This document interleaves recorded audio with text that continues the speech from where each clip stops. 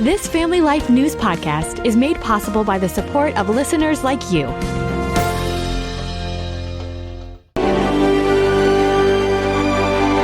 Putting the pro-life message front and center. Welcome back to another edition of Hometown Heroes on Family Life. I'm Mark Webster, and this week's guest is Angelique Clark, founder of Life Dress, promoting the pro-life cause with clothing art that makes that message hard to miss. Life Dress began when I was in college, and I started the organization out of a love for the preborn and for creating artwork. So I had been an activist since I was in high school. I started a pro-life club at my high school in Las Vegas, and I had to sue my school to get it started. So ever since then, I just had this passion for the pro-life mission and for the preborn and their mothers.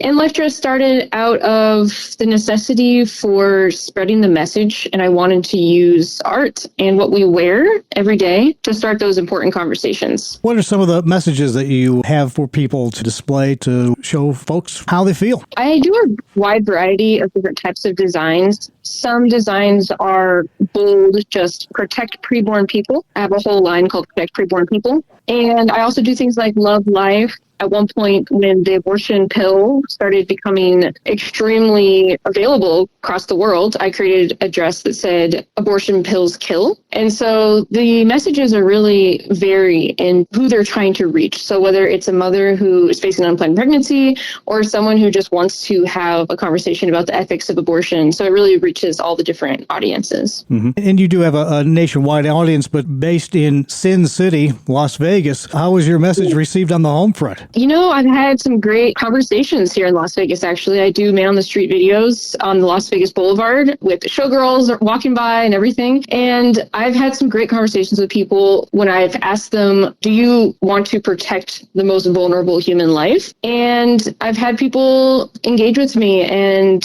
hear things that they hadn't heard before about when the heartbeat starts, or, you know, we have all of our unique DNA at the moment of conception. And I've changed some minds on the strip. So, you know, there is a lot of sin here, but there is a lot of grace. You know, when sin abounds, grace abounds more. So it's a great place to advocate for the preborn. Yeah, absolutely. Hey, Paul hung out in Rome a lot, and I'm sure he saw some of the same situations. You address on your website, and I imagine through some of your products too, some of the big questions that always come up on this topic. When is that fetus a human? When does life begin? The morality or immorality of abortion. You don't shy away from the tough questions. Nope, not at all. Yeah, those are the ones that people ask all the time, and we have to have an answer. In these times, and we've certainly seen this just in the last couple of weeks, very divided nation on this topic and many others. In the time that you've been operating Life Dress, have you seen things just get more divided? That certainly is how it kind of feels. Yes, I mean, I've definitely experienced the division since the moment I started in my activism. Like I said, I had to file an entire lawsuit against the fifth largest school district in the United States in order to even get to speak on my public school campus about abortion. So even back then, when I was in a sophomore in high school, I had people who wanted to silence me and tell me that I wasn't allowed to reach young girls on the issue of abortion because I was supposedly, you know, too young, even though girls my age were getting abortions, that it's just too controversial, and that pro-choice people wouldn't have a voice. When, you know, we have freedom of speech in the United States, and I knew I had a right to start that group, and therefore I did win that lawsuit 3 days after it was filed. But during all of that, I had a lot of students and teachers and just the community, because the story blew up nationally, who wanted to shut me down. And people would even say horrible things, you know, like I shouldn't live because of my views, and I hope something bad happens to you because of your views. So this is something that I've personally seen throughout my years as an activist, having conversations with people yelling at me, flipping me off, cussing me out, pushing me, ripping my signs.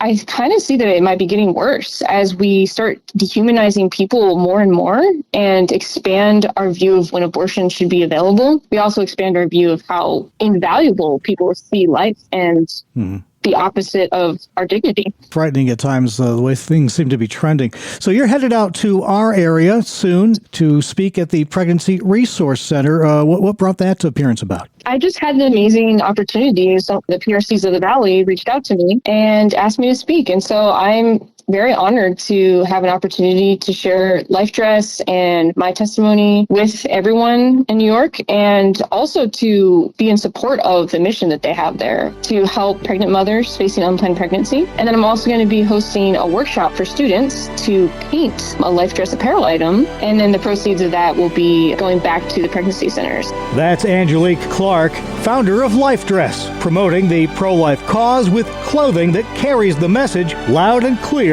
for all to see. Please join us again next time as we search for your home, your town, your hero. It's Hometown Heroes on Family Life. Thank you for listening to this Family Life News podcast. If you've been encouraged by what you've heard, please share it with others and click the subscribe button to automatically receive future episodes. Family Life is a listener-supported ministry. Podcasts like this are made possible by your financial partnership. Find out more at familylife.org.